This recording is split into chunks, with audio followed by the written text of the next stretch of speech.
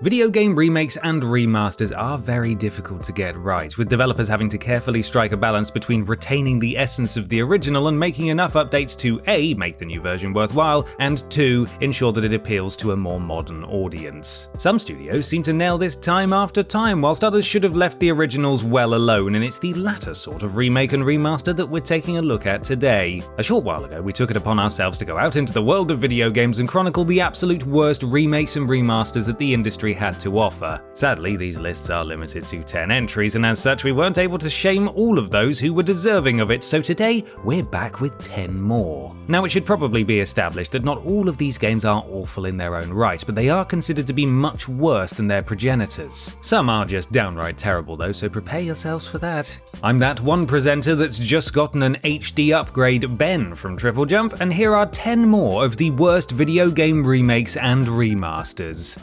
Number 10. Resident Evil: Deadly Silence.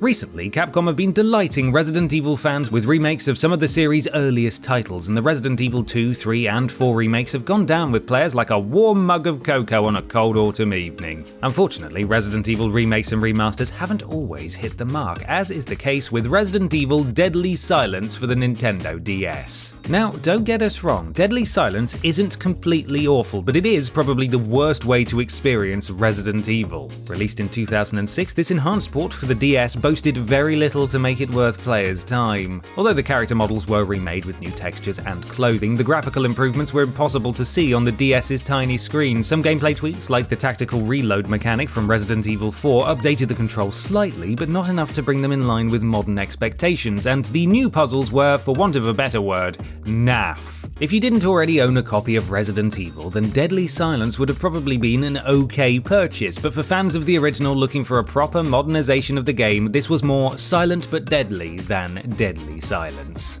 Number 9. Medieval: Resurrection. The original Medieval, released in 1998, was a bit of hack-and-slash fun where players got to take out their frustrations on the undead by taking control of an armoured skeleton. It had its flaws, for example sloppy controls and hit-and-miss level design, but it was largely well-received and garnered praise from critics for its outstanding soundtrack, crisp audio and laugh-out-loud humour. 7 years later, a reimagining of the game was released as a launch title for the PSP, and it's fair to say that critics weren't exactly falling over themselves to praise it. The camera seemed to be the player's biggest enemy, as they were constantly fighting to get it to the point where they wanted. The combat was a nightmare due to poor collision detection, and frequent frame rate drops took players right out of the action. The game's original creators, who weren't involved in the making of Medieval Resurrection, admitted they were disappointed with how it turned out, citing the fact that it had been needlessly tinkered with as the reason for their frustration. We'd like to say this story has a happy ending and that Medieval did eventually get a decent remake, but alas, the 2019 effort was also a bit rubbish. Number 8. Oddworld: Soulstorm. The follow-up to 1997's Oddworld: Abe's Odyssey, titled Oddworld: Abe's Exodus, focuses on the titular Abe, who after defeating Moloch the Glutton in the first game must once again embark on a quest to save his fellow Mudokons from exploitation at the hands of the Gluckons. The game received critical acclaim at the time of its release, with reviewers commending its graphics and gameplay. Fast forward the best part of a quarter of a century, however, and the game is starting to show signs of age, and we all know what that means. It's remake time. Oddworld: Soulstorm is badged as a reimagining of Abe's Exodus, and whilst it follows a similar story, many of the gameplay mechanics have been updated. A new crafting system allows players to create and customize weapons, a health meter helps to keep on top of Abe's health, and our protagonist is now able to do 2/3 of a triple jump. Despite these updates, critics weren't blown away by the game, and it was admonished for its clunky controls, tedious level design, and an overall lack of polish. Plus, it was buggier than Oogie Boogie's innards, which didn't help to ingratiate it to reviewers. Soulstorm? More like shit. No, we can't say that. Number 7. Parappa the Rapper Remastered.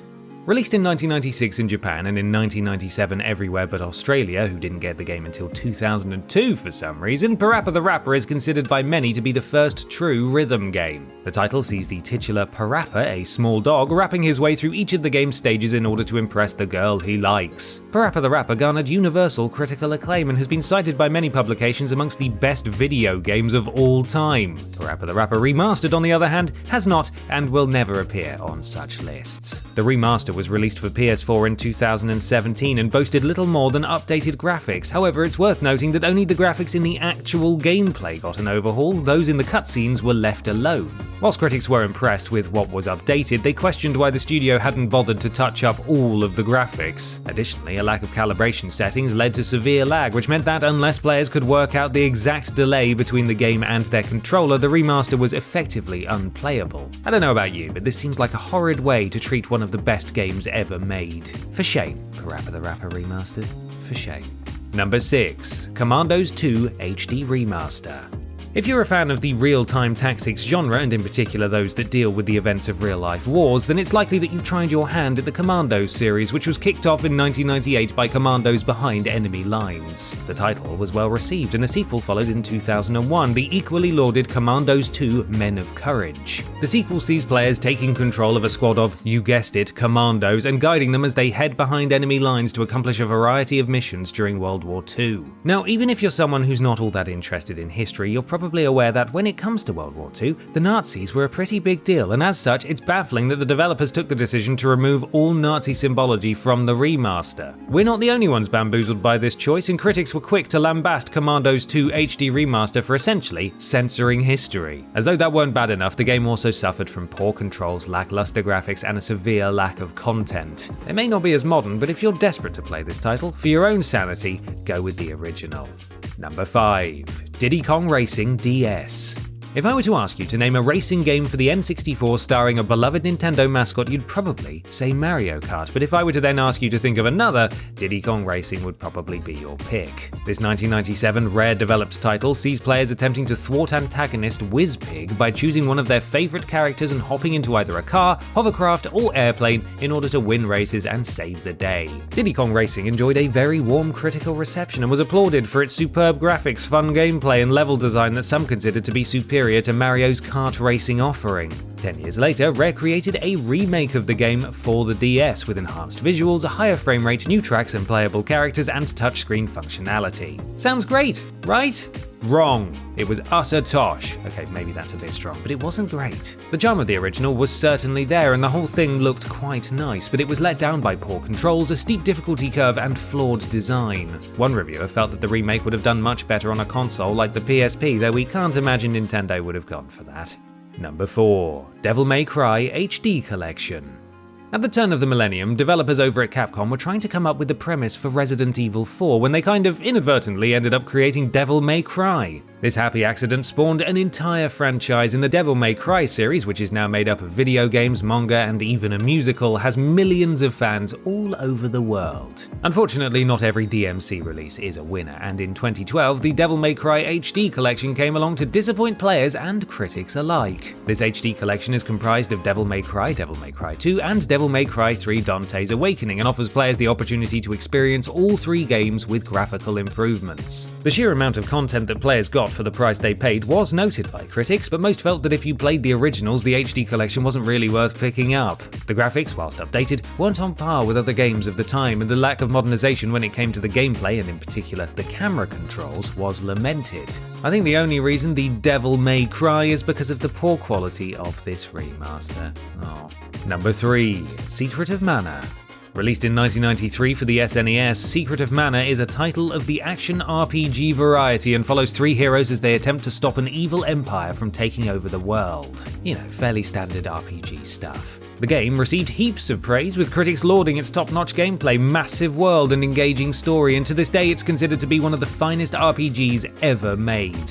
Alas, the same cannot be said of its 2018 remake. The title aimed to capture the spirit of the original whilst updating it for a modern audience, so the idea was that it would faithfully retell the story whilst implementing 3D graphics and updated controls. Secret of Mana does indeed have new graphics and controls, but that's really all that can be said about it. Most critics found it to be quite a soulless adaptation and felt that the developer had done the bare minimum in terms of revamping the game. Many of the issues with the original were still there. The updated graphics were lackluster, the voice acting was naff, and the game was full of bugs and glitches. In summary, it's no secret that the SNES version is the better game. Number 2. Double Dragon 2: Wonder of the Dragons.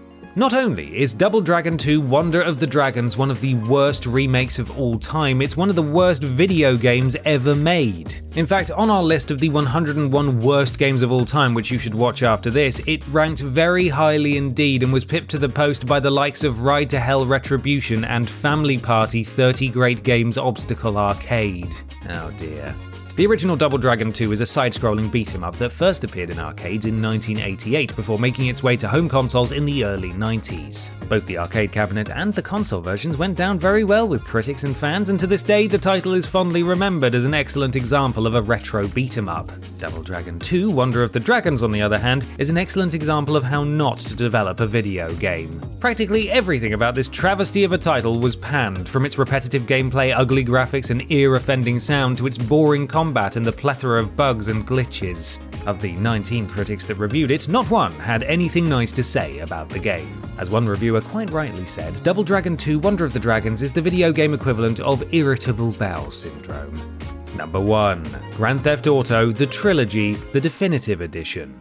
Oh come on, you knew this was gonna be in here somewhere, and whilst there are certainly worse games out there, see number 2 entry for more info on that, there are few that have disappointed quite as badly as Grand Theft Auto: The Trilogy, the Definitive Edition. As we all know, Grand Theft Auto 3, Vice City and San Andreas are amongst the best games ever made, but the originals are all getting on in years, so when it was announced that they were all getting a remaster for last and current gen, fans were over the moon. Sadly, their excitement quickly went away when they got their hands on the Definitive Edition, as it was, and I ask you to pardon my French here, a complete plops show. The updated character models were laughably bad, the increased draw distance in 3 and San Andreas removed the murky haze that had given the originals their atmosphere, and all 3 games were filled to the brim with bugs and glitches. The remasters were so poorly received that Rockstar were forced to issue an apology, and although they claimed that the aforementioned issues would be fixed with updates, at the time of writing the Definitive Edition is still not worth your time, money, or effort.